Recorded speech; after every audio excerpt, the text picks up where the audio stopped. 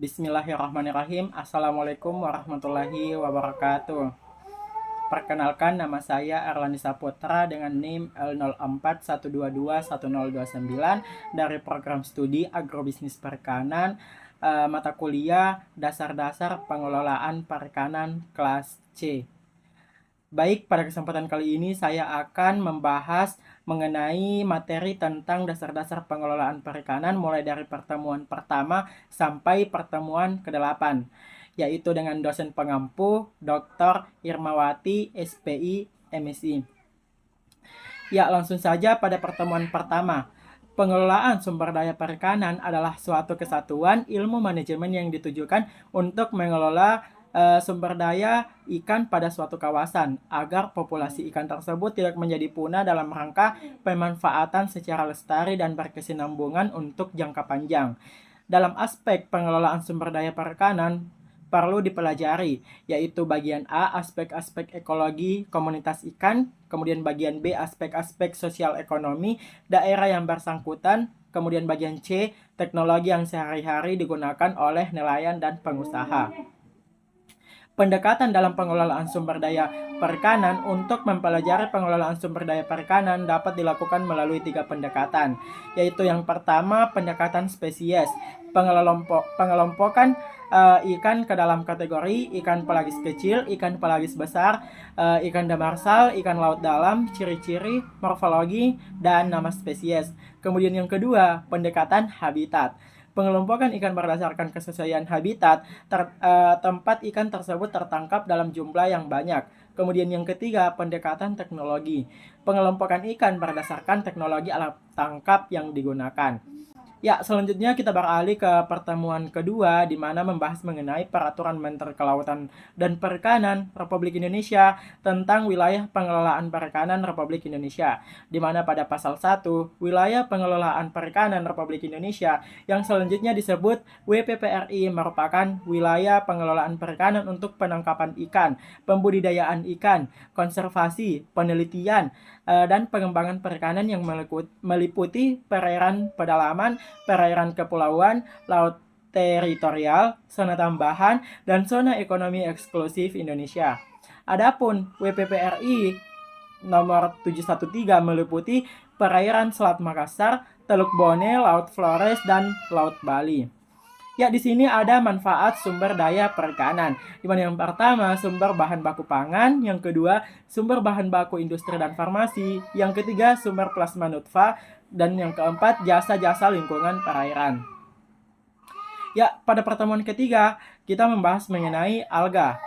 Alga ada yang bersifat uniseluler atau bersel tunggal, dan ada pula yang multiseluler atau bersel banyak. Berdasarkan ukurannya, alga dibedakan atas mikroalga atau alga yang berukuran kecil dan makroalga atau alga yang berukuran besar. Mikroalga merupakan bahan makanan dasar bagi banyak spesies aquaculture, khususnya bivalvia yang bersifat filter feeder. Adapun salah satu jenis-jenis mikroalga yang memiliki manfaat antara yaitu Broticoconus brownie. Ya, selanjutnya makroalga. Di dasar laut dapat ditemukan di sepanjang pantai mulai dari daerah pasang surut atau intertidal sampai di kedalaman sinar matahari dapat tembus. Ya, adapun salah satu beberapa contoh dari makroalga yang bernilai ekonomis dapat dibedakan atas ada alga hijau, ada alga coklat, dan alga merah. Ya, selanjutnya pada pertemuan keempat, di sini membahas mengenai tentang gastropoda.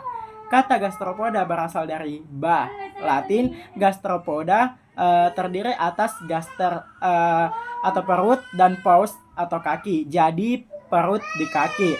Dalam bah Yunani, gastra sama dengan perut, poda atau podia sama dengan kaki.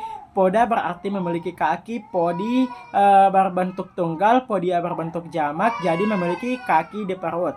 Gastropoda biasa disebut dengan siput atau keong, merupakan kelas dari filum moluska yang paling berhasil mendiami berbagai habitat. Mereka dapat ditemukan di darat perairan, di perairan tawar, terbanyak di laut.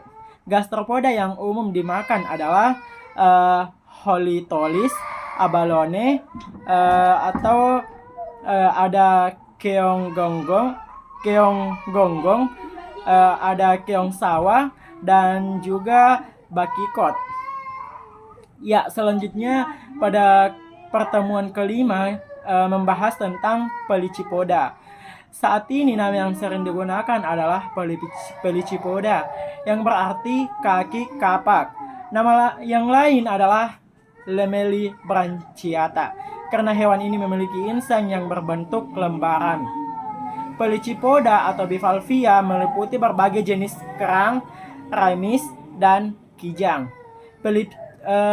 Pelycipoda tidak memiliki kepala dan satu-satunya moluska. Pelycipoda sudah menjadi salah satu bahan makanan seafood. Adapun beberapa jenis karang yang dimakan oleh manusia antara lain kerang darah, kerang hijau, kerang bulu, dan tiram bakau. Ya, selanjutnya pada pertemuan ke-6 membahas tentang Cephalopoda.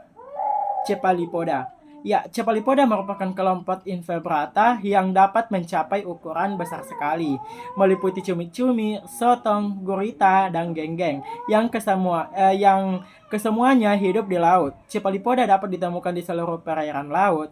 Informasi tentang persebaran dan kelimpahan Cephalopoda sangat penting untuk mengetahui kontribusi mereka. Tidak saja terdapat hubungan ekologi, tetapi juga terdapat aliran energi dan transfer materi yang mereka lakukan. Cephalopoda terakhir dari wilayah Indonesia berhasil dideskripsi adalah gurita. Ya, yang ditemukan di perairan Sulawesi bagian utara. Ya, selanjutnya pada pertemuan ke-7 membahas tentang Crustacea. Berasal dari krusta, kulit keras atau kerak, bahasa Romawi. Karsinologi sama dengan ilmu tentang Crustacea. Kemudian krastinologis sama dengan ahli tentang Crustacea. Terdapat sekitar 40.000 spesies meliputi jenis-jenis udang mantis, udang panait, kepiting rajungan, dan lobster.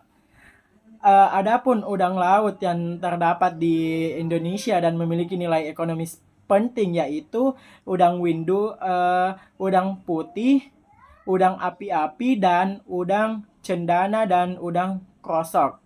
Dan adapun udang P. monodon dan P. mergoniensis yang paling banyak dibudidayakan. Ya, pada pertemuan ke-8 membahas tentang Echinodermata. Echinodermata berasal dari kata Yunani. Echino sama dengan duri, dermis sama dengan kulit, jadi Echinodermata sama dengan kelompok hewan yang kulitnya berduri. Echinodermata meliputi kelas Asteriodea atau bintang laut, kelas Opiroidea atau bintang ular, kelas Echionidea, landak laut atau bulu babi, kelas Holoturodea, mentimun laut atau teripang, dan kelas Crinodea atau lili laut. Echinodermata yang dapat dimakan adalah bulu babi dan teripang. Ciri-ciri umum Echinodermata adalah bersifat radial simetris, memiliki 5 bagian. Pada hewan dewasa, larva bersifat bilateral simetris. Sebagian besar organ mempunyai cila, tidak memiliki kepala dan otak, tidak bersegmen. Tubuh ditutupi oleh epidermis yang halus dan sering memiliki duri-duri kapur yang halus, dan memiliki kaki ambular, kral, kaki tabung, atau tubefit. Ya, jadi kesimpulan dari beberapa pertemuan, mulai dari pertemuan sampai ke-8, yaitu dalam mempelajari dasar-dasar pengelolaan perikanan, penting untuk menjaga berkelanjutan sumber daya ikan dan memastikan keberlangsungan mata pencaharian masyarakat yang bergantung pada sektor perikanan. Hal ini meliputi pemahaman tentang populasi ikan, pengelolaan daerah penangkapan, metode penangkapan yang berkelanjutan, dan upaya untuk mengurangi limbah dan kerusakan lingkungan. Dengan menerapkan prinsip-prinsip pengelolaan perikanan yang berkelanjutan, dapat dihasilkan manfaat jangka panjang bagi masyarakat dan lingkungan sekitarnya. Demikianlah beberapa pemaparan materi dari saya. Kurang dan lebihnya mohon dimaafkan. Wassalamualaikum warahmatullahi wabarakatuh.